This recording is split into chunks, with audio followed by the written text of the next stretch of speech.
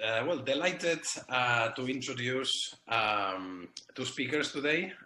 We have Usama Bilal from Drexel's School of Public Health in the US, and Philipp Hessel, who used to be at LSE and now is based at the University of Los Andes in Colombia.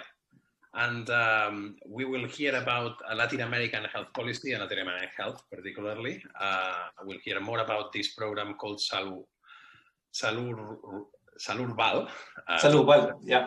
Oh, okay, great. I wasn't sure about it. And it basically profiles life expectancy and mortality in 363 cities in Latin America. So really exciting and really looking forward to hear from both of you. So Usama and Philipp, over to you. Great. So thanks a lot, Juan, Lucy, for inviting us, organizing this. It's great to be at least virtually back already, recognized also here in the participant list, some people that I know. So me and Usama, we're going to be presenting a snapshot of the SALURBAL project. I'm going to explain a little bit what the project is about. So SALURBAL is the acronym for, in Spanish, Salud Urbana en América Latina, so urban health in Latin America. What Usama and I will be presenting today is about life expectancy and mortality profiles in 363 cities of Latin America. Next slide, please. So to start with a little bit of a conceptual background, as you all know, according to the demographic and epidemiological transition theory, the idea that emerged in the 70s, 80s is that all countries would converge in the long run towards a single mortality regime. So mortality going down and deaths from non-communicable diseases increasing, while deaths from infectious diseases at the same time would be decreasing. In Latin America as a whole, certainly life expectancy has increased rapidly since the 1950s. Average life expectancy for men and women is currently 76 years, according to the Global Burden of Disease estimates, and generally Latin America is considered of being at the later stages of the demographic and epidemiological transition. However, there is, and we're going to highlight this based on a sample of cities, large heterogeneity between countries. There has been documented not only, as you probably know, in the UK as well, in the US, but also for several Latin American countries, there have been stagnation in life expectancy been documented in recent times, which has often been linked to increases in deaths from violence and accidents. Next slide, please. So we're going to be focusing on cities, on the city universe. And generally, we know from the literature from high-income countries that there exist usually very big, substantial inequalities, differences in terms of life expectancy between rural and urban areas. To get you an idea, in the UK, United States, the difference in life expectancy at birth is around 3.54 years between urban and rural areas. People in urban areas generally living longer. And there is an open debate, a question about the existence of an urban mortality advantage based on, as I was mentioning already, the observation that people in urban areas generally live longer. The verdict is still out whether this is more compositional effect, for example, people with higher education or seeking education moving to cities, or whether it's actually something related, whether there's some sort of a causal effect of the city environment providing a more healthy environment to live. Latin America it's important to mention, is already the most urbanized region in the world. Currently already 80% urbanized, tendency increasing. However, in terms of cities for Latin America, to date, there is no comparative evidence on differences in life expectancy, nor on mortality patterns, nor on city level characteristics and their correlation or effects on life expectancy and mortality. And it's precisely those 3 points that what we're going to be presenting on today that we are addressing. So a little bit about the SALURBAL, again, Urban Health in Latin America project. It's a project that is running since 2017. We still have 2 more years left. It's funded by the Wellcome Trust and led by Drexel University, where Usama is based, and partners from different Latin American countries. Ana Diaz-Ru is the PI of the project, and generally it's part of the Our Planet, Our Health global initiative of the Wellcome Trust. And we're mentioning here the homepage, which has a lot of great resources, additional resources about the project. Next slide, please. So to give you an idea of the partners, so there's several partners in the United States, Drexel in Philadelphia, where Usama is, also at UC Berkeley, spanning going all the way through Mexico. There's a dot Colombia, Universidad de los Andes, where I'm based, and we also have several partners in Brazil, Chile, Argentina, and other countries. Ahead. Next slide. The vision of the project is to create evidence, an evidence base needed to make cities in Latin America healthier, more sustainable, more equitable. We also aim to engage very actively with policymakers. So there's a series of policy briefs, regular meetings with policy makers, and to create a platform and network for learning and translation of evidence. Next slide.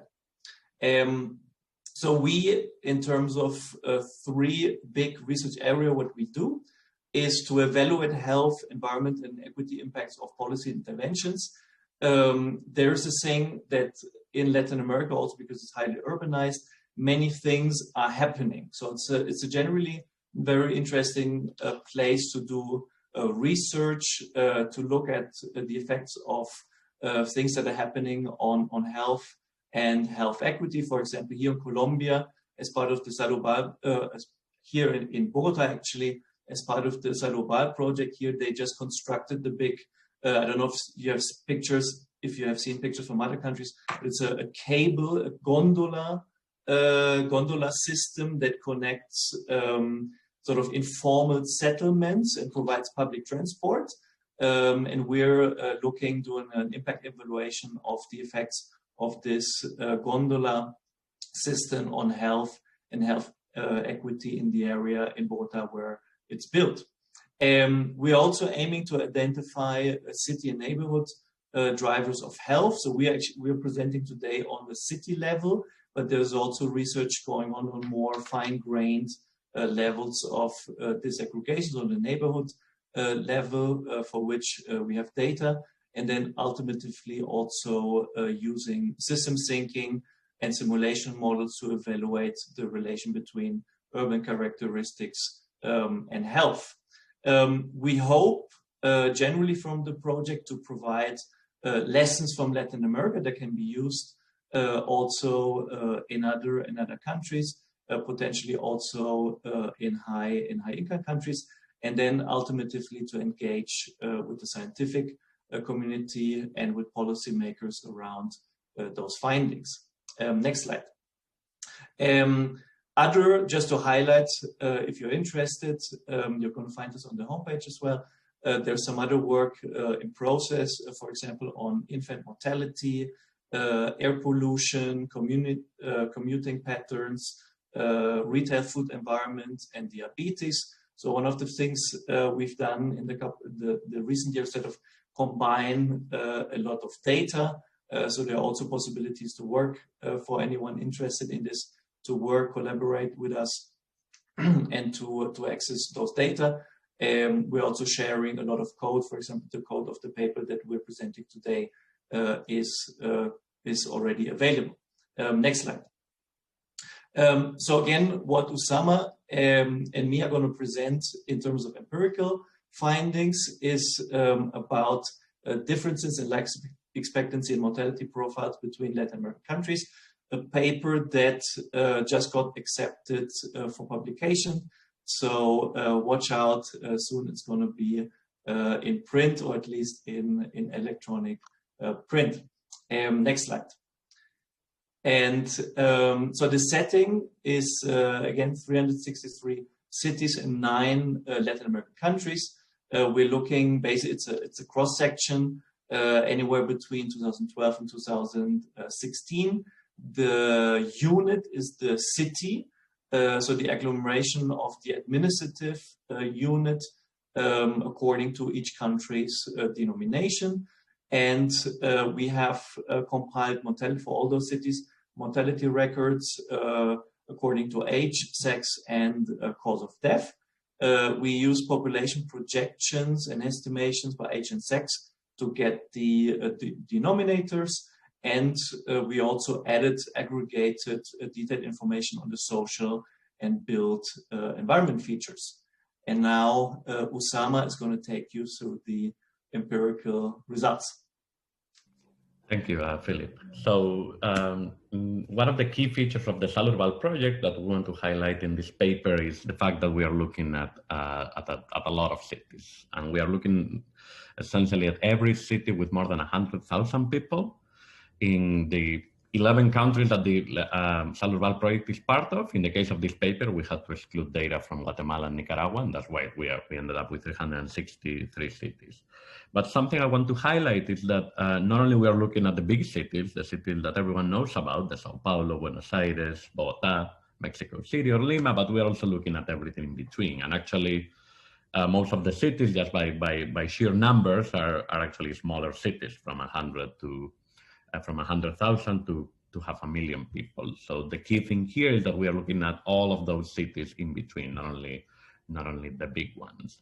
Now, one of the biggest challenges that we have in the project is making sure that the data is comparable across countries.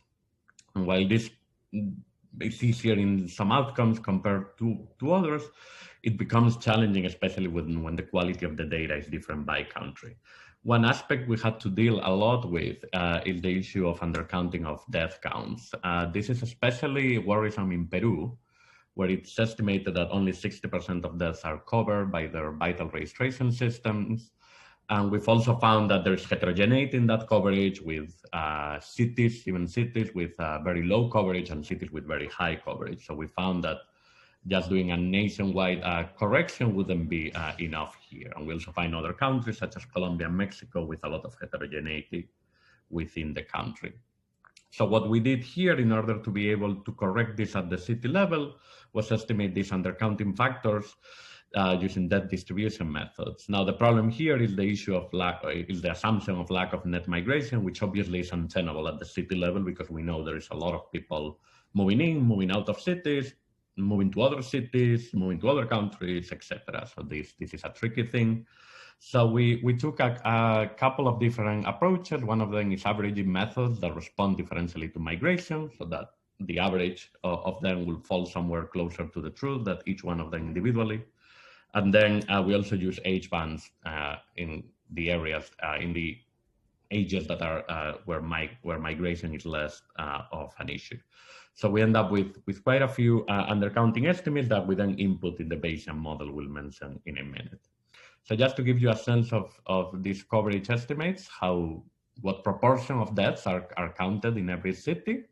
In this plot, I'm showing all of the cities, all of the 663 cities in every of the countries. Each column is a country here, and each bubble is a city. So for example, essentially all Argentinian cities have complete coverage, as we expected. Same thing with most Chilean cities, with just one city here that has a little bit lower coverage. But now if we look at Peru, where we knew that we'll find the worst quality of coverage, we find that there are cities all over the place, from cities with essentially complete coverage to cities with very poor quality. For example, down here, at around 20% coverage is Iquitos, which is one of the cities in the jungle of Peru. Colombia, as I said, Colombia also has a lot of heterogeneity, but also Mexico and some cities in Brazil that have a little bit lower quality than the other ones. So in order to be able to estimate life expectancy here, one yes. question. I mean, let me just remind everyone that you can interrupt the presentation and just raise your hand. And actually, I had a question for you. How do you define a city? I mean, how is it just like a local authority? Great question. So defining a city is tricky, very tricky. It's what we do here. Our definition of city is essentially, let me come here. It's an agglomeration of administrative units, local administrative units that are covered by the built-up extent of the city. So what we did here is take the built-up extent of the city, defined by satellite imagery, overlay that with a layer of local administrative units. Think of municipios in Mexico, think of municipios in Brazil, comunas, partidos, or departamentos in Argentina, comunas in Chile. I don't know what the equivalent is in the UK, but in the US, that would be counties. So that's those agglomerations of administrative units added up, and you end up with a city. Smaller cities tend to have one of those. Bigger cities tend to have a ton of those. For example, Mexico City has around 60, Buenos Aires has around 60. Bogota in Colombia has fewer because Colombia tends to have bigger core municipalities. So there is a lot of heterogeneity there. But when you add them up, we end up with 363 of those. But yes, that was, yeah. And I guess one of the issues is that some cities might merge, or they might incorporate new boroughs or new territories to the city. I mean, I wonder whether you are following just a stable design of what a city is, or you do consider all those facts. So right now we are looking at this as a cross-sectional snapshot using data from 2010 to 2015 to define the cities. Now, one of the things we are trying to do now is go backwards in time and see how that happened, because we have cities that, by the official definition of each country, they are two cities, but they are essentially, the same thing. One example is Buenos Aires and La Plata, which are two cities, two metropolitan areas, according to the definition of Argentina, but the built-up extent is continuous between the two cities. So we've defined them as the same city in our case. There are a few examples of those, but the key thing here is that we did the same process for every country. Built-up extent, overlay with the layer of local administrative units, and then define them based on that built-up extent. And that's actually the first challenge we had in harmonizing things across countries, was that challenge. How do we make city definitions comparable? Great. And again, any question that you have at any point, please feel free to interrupt. So in order to estimate life expectancy, we use a model, a Bayesian model, based on this paper in demography by Smartman and Gonzaga, which essentially describe this model to be able to estimate life expectancy for small areas, in this case cities. This is a Bayesian Poisson model that includes random effects for age and city, and that we do stratified by sex.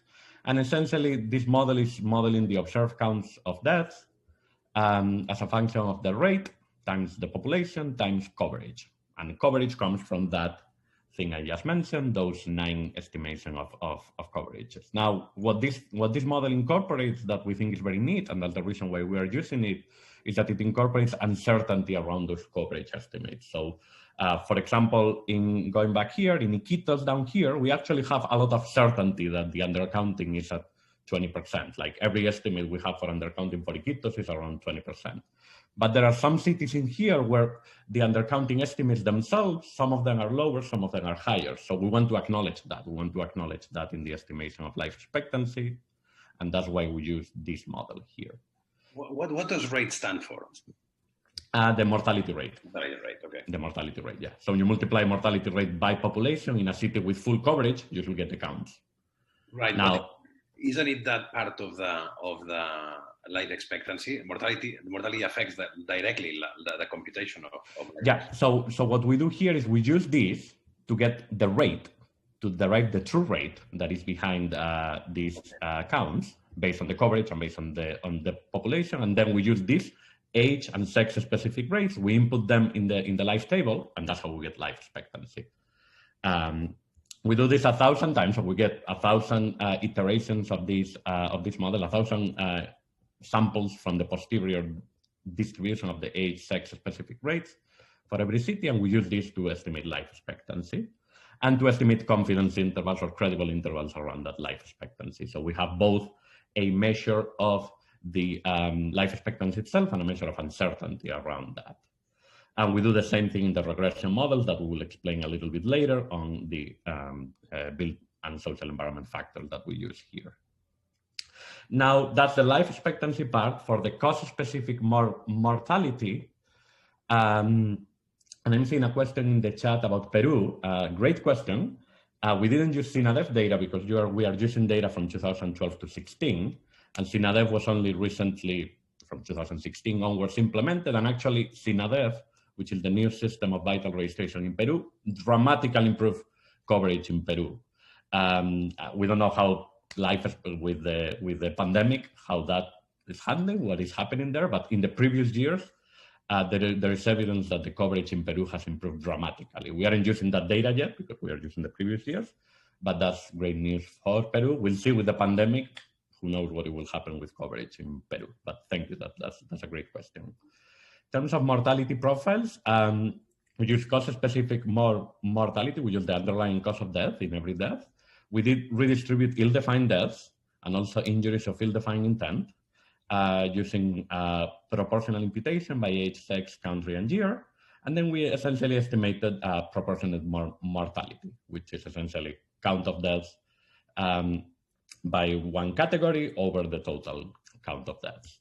And we do this in 5 large groupings. One of them is communicable, maternal, neonatal, and nutritional. The other one is cancer, then cardiovascular and all of the other NCDs, diabetes, liver, respiratory, etc.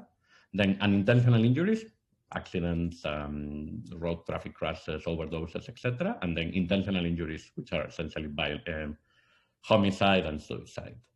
And again, as in the previous one, we use a regression model, which I'll go over a little bit later, to see the association between some city level factors and proportionate mortality. Now, I want to highlight that this redistribution that we do, the amount of deaths that we are redistributing varies a lot by country. So for example, we find that in Argentina and in Brazil, the number of cities with more ill-defined deaths is higher compared to, for example, Chile, Colombia, Mexico, etc. So there is variability in this, variability in the number of deaths that are coded as, I'm not sure exactly what went on there. El Salvador having really the worst quality of data there. Anyway, let me show you some results. This is what everyone is waiting for, I hope. So, in terms of life expectancy, how does it vary across Latin American cities? So what we find in this figure is on the left, life expectancy at birth for women. On the right, life expectancy at birth for men.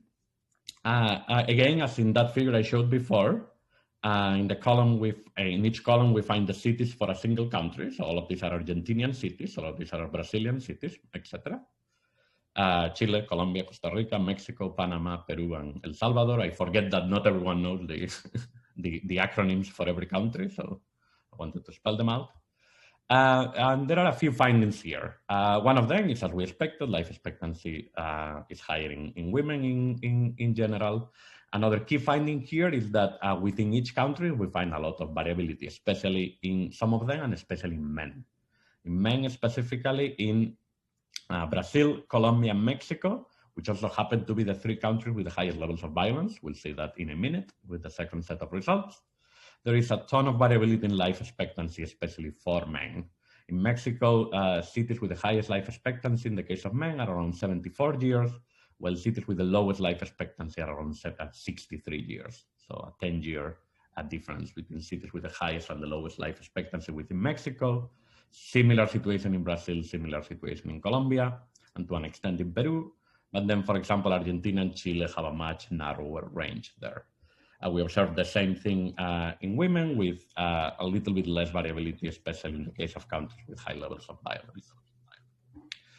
So what if we look at this spatially? So this is a map of the region with each of those polygons that you see there is a city, again, left women, right men. And the legend goes from red to green, red being the lowest life expectancy, green being the highest life expectancy. And I should note that each sex has its own legend. Be aware of that because we want to highlight differences within sexes. So essentially what we find here is it's a relatively similar pattern between men and women. If you look at Brazil, for example, we see a pattern that has been shown for many things in Brazil in general, which is a big difference between the south, southeast, and the north and northeast, with the north and northeastern cities having in general lower life expectancy than the south and southeastern cities of Brazil. We see a similar pattern in Argentina, with the north having lower life expectancy than cities around Buenos Aires and La Pampa and other areas of Brazil. And then in Mexico, again, with a lot of heterogeneity, the Central Valley of Mexico having higher life expectancy compared to the south, and the north of Mexico with lower life expectancy. Same thing with Colombia, the two coasts, the Pacific coast and the Caribbean coast having lower life expectancy compared to the rest of the country. We have a couple of questions. Sorry for the interruption. One from Theo, who's asking whether the estimates refer to the entire city or for different administrative units within the city. And then there will be a question for me. Have you computed a measure of inequality? Because I mean, what you seem to suggest, you know, in the previous graph at least, is that there are differences in spatial inequalities across different countries, right? So I wonder whether you have looked at or you plan to look at spatial inequality. Yep. So on the first question, in this paper, we are using life expectancy estimates for the entire city. Now we have done, before this, we have looked at life expectancy for the administrative units in 6 large cities. That's another paper we are not presenting today, but we published that in 2019 in the Lancet Planetary Health, where we look at 6 large cities and life expectancy of the administrative units of those cities. And we have a few other papers under work where we use the administrative units. But in this case, we are using the entire city. And on the other question, in the paper, we do estimate measures of inequality within the country, as we use coefficients of variation, etc. But I want to highlight that Philipp and I are working on actually doing this with lifespan variability and actually be able to compute measures of lifespan variability for every city. That's something we are definitely working on now. Okay, now let me show you how this compares to the rest of the world. So what we have done here is plot life expectancy for all of the cities, on the left for women, on the right for men, for all of the countries, along with their credible intervals. And we are comparing them with the life expectancy of the average of high-income countries, upper middle-income countries, middle, lower middle, and low-income countries, obtained from UNDP 2010-2015 for the average of those categories. Now, what we find here, and the results are relatively similar for men and women, is that the cities with the highest life expectancy have a life expectancy that is similar to high-income countries. And actually, if we were to plot countries themselves, that would be the life expectancy more or less of Germany. So our cities with the highest life expectancy have a life expectancy close to that of Germany as a country. Now, the cities with the lowest life expectancy, that's a very different story. In the case of women, they are slightly above middle-income countries. And in the case of men, they are actually below lower middle-income countries, with the life expectancy down here of Acapulco in Mexico, which has the highest levels of violence, being at around 63, 64 years, so lower even than lower middle-income countries. So we have cities in these 9 countries, which all of them are either high income or upper middle at this moment. All of the cities in those countries have a wide variability here. Now, if we compare this to the country level estimate, this is what we find. So this is the same, kind of the same figure I showed a few slides ago, where I showed each bubble is a city grouped by country. And then this triangle that you see here is the country level estimate of life expectancy at birth for every sex and country. And what we find here on one side is that more or less most of them are similar, meaning that our cities, their median more or less falls within the country level average, with a few exceptions. One of them is El Salvador, when we find that our cities consistently overperform the country.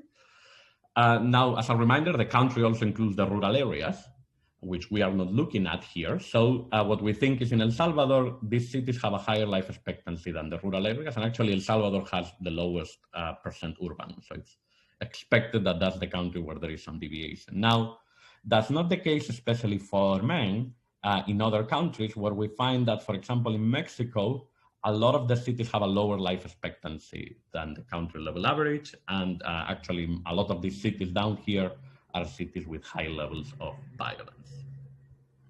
And last in this part, I want to highlight the results of a regression model we did, multivariate regression model with population size in the log scale, population growth, population density fragmentation, which is a measure of the fragmentation of the urban extent. In other words, how put together is a city versus how is it made up of smaller urban extent patches. Street connectivity, and then a measure of social environment characteristics that include education, overcrowding, water access, and sewage. Now, what we find here are one consistent thing. It's no matter how we do this, we find that cities with improved education, improved water access, improved sewage access, and and lower overcrowding have higher life expectancy. Nothing groundbreaking here. And then we also find a couple of other features, such as population growth, which has a consistent positive association with life expectancy. And then fragmentation, more fragmented cities tend to have a higher life expectancy, especially in the case of women. And we won't show this later, but this is mostly due to communicable disease being lower in cities that are more fragmented, that are more spread out. Okay, so that's in terms of life expectancy. Now, how do the mortality profiles vary? How does this mortality, this overall all-cause mortality, how does it look like when we look at cause-specific mortality? So what we are showing here is the proportion of deaths that are due to, in this case, 3 big causes that we'll disaggregate a little bit in the following slide. NCDs, which include cancer, cardiovascular, and all of the other ones. Injuries, including intentional and unintentional, and then communicable, maternal, neonatal, and nutritional down here. We see a few patterns here. One of them is all of this bunch of cities with high communicable disease mortality, which are all in Peru. And Peru overall as a country has a higher rate of this. We see, it's a little bit hard to see, but we see here a bunch of cities, all of with the same color, and those are Chilean cities that actually have the highest NCD mortality rates, and we'll see in the following slide, mostly due to higher cancer mortality. And then we see a few cities going up here with a lot of injuries, and those are mostly Brazilian, Colombian, and Mexican cities, and then a few Salvadorian cities over here. So now let us look into this into a little bit more detail. I know the following slide is a lot, but bear with me for a minute. Because this takes a little bit. So what we see here is every bar is a city. So we have 363 bars. They are grouped by country. So we have all of Peruvian cities here, all of Argentinian cities here, Chilean, Costa Rican, etc. And they are sorted. First of all, the countries are sorted by the proportion communicable disease mortality in every country. That's why we have Peru first. Second of all, within each country, they are sorted by the proportion of violent injuries. Okay. So we see several patterns here. One of them is, as I said, up here in Peru, it has the highest proportion of communicable maternal, neonatal, and nutritional deaths as a country. It has way more than the other countries. You can see the blue part of this figure. It's actually bigger than all of the other countries. The other country level pattern we observe is Chile, here in red, has the highest levels of cancer mortality. Part of this goes away once we take age into account, but a lot of it persists. So it's not only the effect of age. And then, importantly, we see that in Mexico, Brazil, and Colombia, we find cities and the entire spectrum of violent deaths, violent injuries. So we find in Mexico, for example, here, which is Acapulco, to be specific, has 20% of deaths due to violence. 1 every 5 deaths is due to violence. Down here we have Merida in Yucatan, where it has around 2% of deaths are due to violence. The same thing could be said about Brazil and Colombia, cities with very high levels of violence, cities with low levels of violence. And it's harder to see here, but the picture is similar with unintentional injuries, only since it's not in the x-axis here, it's harder to see. But again, that's another type of death where there is a lot of variability within the countries. Now, how does this look spatially? This is looking at proportionate mortality by the first 3 causes. I'll show the other 2 in the next slide. Each legend it's specific for each map, so we can see something. First of all, we see that, as I said before, Peru has the highest levels of communicable deaths, but it's not only Peru, it's also a few cities in Colombia, a few cities in Brazil, and importantly in Argentina, it's some northern cities closer to the border with Bolivia having levels that are similar to Peruvian levels. In the case of cancer, we see Chile in red here, as I said before, but also cities in Argentina and cities in southern Brazil. And then cardiovascular and NCDs, where Mexico stands out as the country with the highest levels, but also quite a lot of variability in the other countries too. Now, for injuries, this is where there is a lot of variability within countries. We see that very well in Brazil, where we see southern and southeastern Brazil having lower levels of violence compared to the north, and northeast, especially in the case of violent injuries. You see here all of these cities in red or in orange. Similar situation in Mexico with violent injuries, where we see cities in Guerrero and other areas with high levels of drug trade. Those are the areas with the highest levels of violence. And again, similar situation in the coasts of Colombia. Now, how does this vary across that social environment index I mentioned a moment ago, which is that composite index of education, overcrowding, water access, and sewage access? So what we did here is we took every city, we essentially did the bar graph that I showed before with all of the cities. We sorted them by the social environment index, and then we smoothed using a lowest regression here to get some smooth estimates. And what we find here are several, I think, interesting patterns. First of all is that we find that at low levels of the social environment index, we find a higher rate of communicable maternal, neonatal, and nutritional diseases that declines consistently as we move up in this social environment index from almost halves, from 20 to 10%. Now, what happens, what is occupying all of this space? Well, at first, it's mostly an increase in cardiovascular disease deaths, cardiovascular and other NCDs, and that then kind of remain stable after that, more or less. They continue increasing, but they don't increase as much, relatively speaking. And what increases after that is cancer deaths that actually increase quite a lot from around the median onwards. Now, the other thing that changes quite a lot are violent and injuries that almost halve from the lower levels, especially mid-lower levels, to the highest levels of life expectancy, where violent injuries go down. So we've, yes.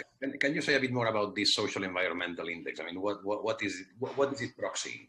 Yes, what we wanted with it was a proxy of social development in general, a very rough, crude proxy. It's with data from the census, from the latest available census in every country.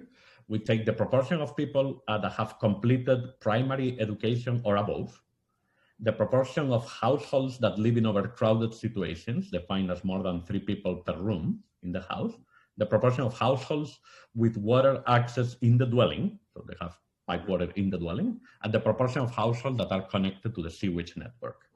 So as you see, this is quite a crude measure, but actually quite predictive of both life expectancy and cause-specific mortality. And the idea is that it proxies, on one side, the overcrowding, water access, and sewage access, proxy quality of housing, etc., in the area, and the education one is more of a proxy of socioeconomic status in the area.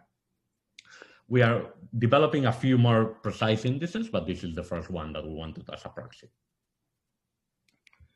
Okay, so as you can see, and the interesting thing here that I see here is that I want to remind you that this is a cross-sectional sample from 2012 to 16. And we are observing here something that is not that different from the epidemiological transitions that Philipp was mentioning at the beginning, with an initial higher level of communicable disease mortality that is then replaced by cardiovascular and then cancer death. So this phenomenon that is generally treated longitudinally, we can also kind of observe it cross-sectionally if we sort cities by the social development index. So to summarize, life expectancy and mortality profiles are highly heterogeneous across Latin American cities. Life expectancy at birth ranges from 74 to 83 in the case of women and 63 to 77 in the case of men. So a lot of variability that, as we saw, corresponds with a lot of worldwide variability. In many countries, this variability is wider across cities, especially Mexico, Brazil, Colombia, and Peru. And this variability is actually kind of similar to the variability we observe in specific causes of death, specifically violence. And that's why variability in men, I think, is a little bit wider than variability in women. And then we found that this social environment index, composite of 4 social environment variables that I mentioned before, was highly predictive of life expectancy and of cause-specific mortality. Sorry, Philip, I thought I realized you were doing this slide.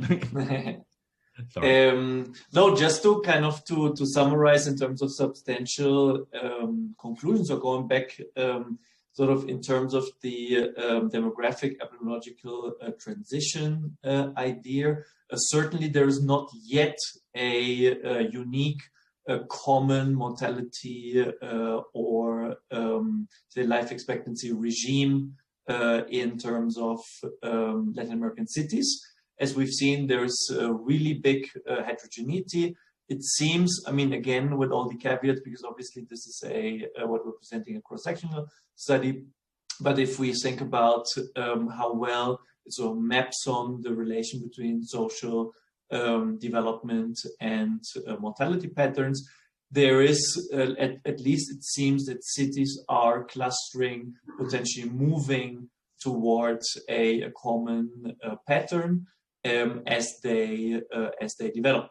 Another caveat, I mean, we don't have data, unfortunately, for mortality, life expectancy in rural areas. So we cannot really compare the urban versus the rural areas. But looking, if you remember that slide that showed life expectancy in the cities compared to the national average, it certainly doesn't for Latin America, for the country and city universe we have. It doesn't seem as if in those cities there would necessarily be, or many cities, half of it, as if there would be an urban advantage, especially not for men, which may be related, among other factors, with violence and high deaths to this cause. And finally, I think that's the last slide. Just thanks also to everyone here in the seminar. We're looking forward to questions, and also thanks to our collaborators. Again, this is a joint effort which is still involving a lot of collaborations with people from different countries, different cities, in compiling all those data. So thank you very much. Looking forward to comments, questions. Let us know. Thank you so much both for a great presentation. Anyone who's in the audience, feel free to add questions to the chat.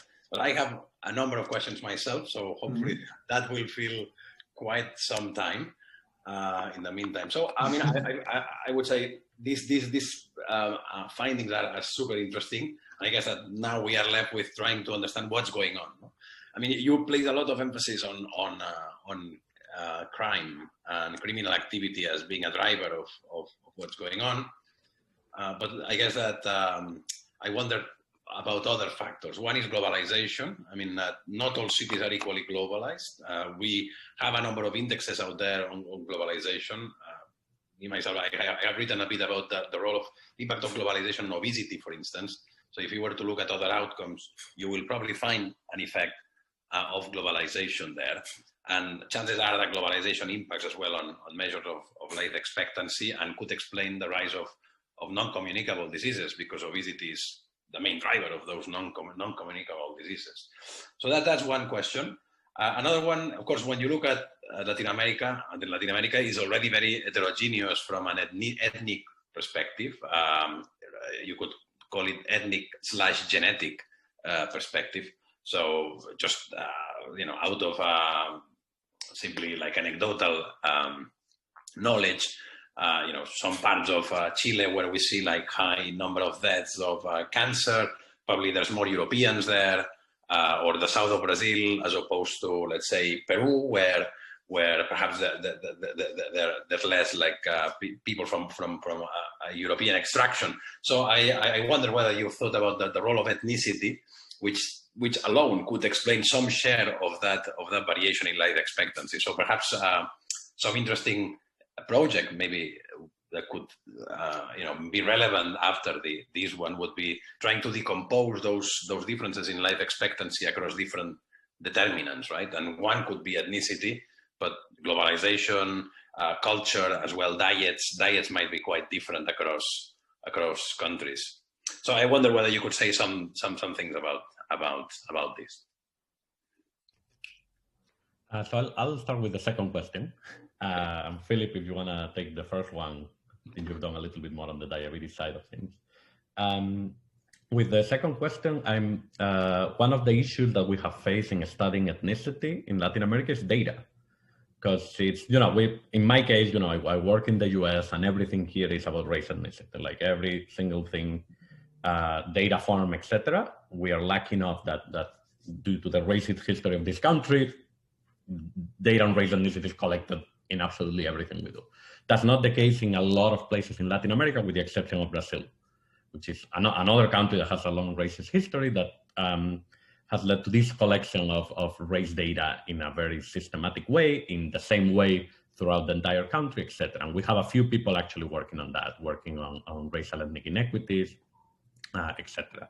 So that's definitely one side of things that we are looking at. Now, a new wave of censuses, the last wave of censuses recently, for example, in Peru, the 2017 census is one of the first censuses to include ethnicity consistently. A question about ethnicity that before that had to be proxied with language spoken at home. So now we are starting to have data, and that's definitely something we want to look at in the future, especially in terms of segregation, especially in terms of other socioeconomic differences that come with ethnicity. On the first one, Philipp, I think you were part of that diabetes paper. Yeah. So several things. One of the, or maybe if you go back, Usama, to the map that shows, for example, NCDs by, one of the things that always stands out, exactly, you already have the cursor on Mexico. Because Juan, you mentioned the globalization sort of hypothesis, potential cause. Mexico stands out and is pretty, let's say, infamous for having these very high rates of obesity and diabetes as well, which often is linked to the trade with the United States and all the influx availability of fast food and sugary drinks. However, and we see this, this is also, if you look at the map, in Brazil, Argentina, in the more highly developed places, which also tend to be portal cities, right? Which are closer linked to trade, for example. One thing I should mention is that also in many, and we have data for this, in many Latin American cities, and we're also working on some of this, physical activity is extremely low. Like it's really below, way below, and the minimal recommendations of the WHO, which also is related to the fact that many Latin American cities were in the 70s, 80s very poorly, when the big urban sprawl occurred, very poorly planned. So there's very little green space that would incentivize, let's say, physical activity. So it's both the interrelation between the availability of, let's say, sugary drinks, and you know that several countries have attempted here in Colombia that didn't manage to do so, to increase, to introduce a specific tax on sugary drinks, whereas in Mexico, as you probably know, they did so. The verdict is still out, right? Whether it really decreased obesity or diabetes patterns. However, we are again, we're working on some of the diabetes stuff. We do see, because we've collected, there's a group working on this with Google Maps data to look at the availability of fast food restaurants. It's very highly correlated with the availability on the sub-city level, even the diabetes, obesity rates with the availability of fast food restaurants, right? Whether this the question is, let's say then, why are those fast food joints there? Whether it's through diabetes or local demand, we don't necessarily know, right? So let's say the Latin American diet itself is very high in calories, right? So here in Colombia, it's beans, potatoes, right? It's very heavy. So when physical activity goes down, specifically in urban areas, then obviously that increases strongly the risk for obesity and diabetes in some ways as well. Yeah. I will. Yeah, go ahead, sorry. No, just to. I was wanna respond to Theo's question in the chat. Okay, great. Go ahead. On the country-specific effects, and that it has to do with my lack of explanation here. But we actually, in the model where we estimate life expectancy, here I forgot to say, we do include a fixed effect for country in the model. So the model adjusts for different levels of mortality in each country, and importantly, the regression model here has a fixed effect for country to adjust for any specifically country level differences in the covariates more than the outcome, because, you know, the countries have different education systems, different definitions on how they define water access, etc. So we try to homogenize them, to harmonize them, but we may not be entirely successful at that. So that's why these models include all a fixed effect for a country. Mm-hmm. Great. So any more questions from the audience? I wanted to actually add something to Juan's question, because about the drivers, and that is sort of actually a big part of the SALURBAL project, is to look at what city level features of the built environment affect mortality patterns, right? So Usama actually, we sort of mentioned it among other things, is that the more spread out cities, right, have better, more fragmented cities, right, where the, Usama, how exactly did we define it? But it's kind of, I mean, it's also based on the satellite images, right, exactly. How the different patches, the location between the different centers within the city, right? So yeah. This seems, for example, and obviously, I mean, we're looking at correlations, but there are other, in other papers that we're working on, other features of the built environment of the city, which are at least highly correlated with life expectancy and certain patterns of death. I mean, one, in Latin American cities, for example, there's still, in many, I should say, very high rates of death of traffic accidents, for example, right? So we do find, for example, that several features of the built environment are correlated at least with number of traffic accidents, right? So that is actually something also we are looking at. The city level features related to mortality and life expectancy patterns. We have another question from Suchita, who's basically asking about what is the role of health systems here. I mean, you know, is there anything that you're talking about that actually, you know, has to do with differential access to healthcare? And I would even add to that, I mean, does the difference in, let's say, the governance as well play a role? So the question is about health systems, but then a second question would be, what would be the role of governance here? I mean, like many of these Latin American countries are federal states, very decentralized. Others might be more centralized. I couldn't spot any differences there in terms of like centralization, decentralization. but there might have an impact. I mean, politics might play a role. For instance, in the way cities are organized, you know, from what I know from having been to a few Latin American countries, there's like some rich neighborhoods where so that all the rich people flock to, right? And I guess that if this pattern is reproduced in every state, where we see that the elite live in some areas and the rest live in others, then that would automatically create inequalities if you are just focusing on cities, right? So I guess 3 questions now: health system, governance, and then this pattern. I mean, maybe yeah, go ahead. Just to get started on the general inequality pattern. I mean, some of the countries, I mean, I work in Colombia, which is one of the, according to the World Bank, one of the 5-6 most unequal countries. I think in most Latin American countries, whatever you look at, but it's specifically at access to healthcare and mortality health, it's like a fractal. Like you always, on every level of aggregation or disaggregation, you find this very big inequality, right? So in Colombia, at the country level, you find it. You go on the regional level, you go right on the sub-city level, and you find these very big discrepancies in almost any sort of dimension of human development that you may be looking at. And certainly, I mean, I work mostly, let's say, in terms of healthcare with data from Mexico, Colombia, and Brazil.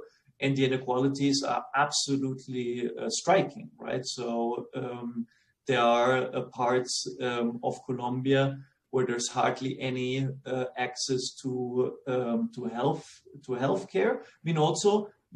I think with Latin America also it's important to keep in mind the lack of transport infrastructure and how big some of these countries are, right? So Brazil, of course, but also Colombia, the Amazonian part. So there are parts that are very hard to get, where it may take 3 hours to reach the next clinic, right? So I think all the countries in our samples are struggling specifically with healthcare to cities and rural areas that are sort of further away from the center. But inequality, I think that's something that's always is a very extremely important dimension when looking at Latin America. Usama, go ahead. Yeah, I just wanted to give a data answer too in what we are doing data-wise. And in terms of segregation, we are actually just finished computing segregation measures for a lot of cities in the sample. Every city for which we have neighborhood level data, we've computed measures of segregation, dissimilarity index, isolation indices, etc., both for education as a proxy for socioeconomic status and for race and ethnicity in the countries where that's available, which is Brazil and I believe Colombia is being worked on now, but Brazil mostly. So we are trying to see how levels of inequality in the cities actually correlate with levels of inequality, spatial inequality. On the side of healthcare access, one of the tricky aspects is how do we collect comparable data across countries with so many different health systems, right? Like the SUS in Brazil is very different than the health system in Chile, for example, or the fragmented, super fragmented health system in Mexico. So one of the things we've struggled with is how do we get comparable measures that work across cities in Mexico, but also across cities in Brazil and in Chile and in Colombia and in Peru and in Guatemala, when the health systems are completely different, right? Like healthcare access means 2 completely different things in these countries. So we are working on that now. And one of the things we have done just to explore that a little bit is compute these measures of mortality called amenable deaths, which are deaths amenable to personal healthcare, which again, it's a very crude measure of this because they're based on underlying causes of deaths that should be prevented or should have been prevented had appropriate contact with the healthcare system being established, which is a huge assumption going on there. But we have found a lot of variability in that, and we have actually found that some of these built environment measures are actually correlated with those amenable deaths, with the idea that indeed, if you live in a city where to go to the hospital or health center, you need to go very far, health outcomes that relate to healthcare are going to be worse, definitely. One thing to add is that Many of the countries in our sample, and the big ones in Latin America, Colombia, Mexico, Brazil, Chile, they have, at least formally, universal healthcare coverage. So if you look at if you ask people in the survey, so there's let's say a data problem, or with regard what's the effective coverage, right? So in Colombia, for example, Brazil is the same. Mexico, if you ask people if they have health insurance, in Colombia, 98% will say yes, which is in agreement with the official coverage. But of course, if you go into more access to any more specific procedures, surgeries, then you'll find bigger differences. But it's difficult on the city level to get comparative data on this, right? So that let's say limits a little bit in a comparative. Of course, you can look at it at a sub country level, but in a comparative sense, it's a little bit difficult to get more fine-grained data that really show differences in the effective coverage, I would say. Any more questions from the audience? I mean, there is. I mean, we should come to a close, but I thought of bringing out like a couple of final points. One is on the urban health penalty, which I mean, I don't know much about Latin America when it comes to health policy, but for instance, in Europe, the urban health penalty changed at some point in the 20th century, right? So I wonder whether there is any evidence on that in America, and whether you are speaking to that evidence. And then something I thought that it might be interesting if you have the data is just to explore. You mentioned universalization of the health system, but some countries universalized earlier than others, right?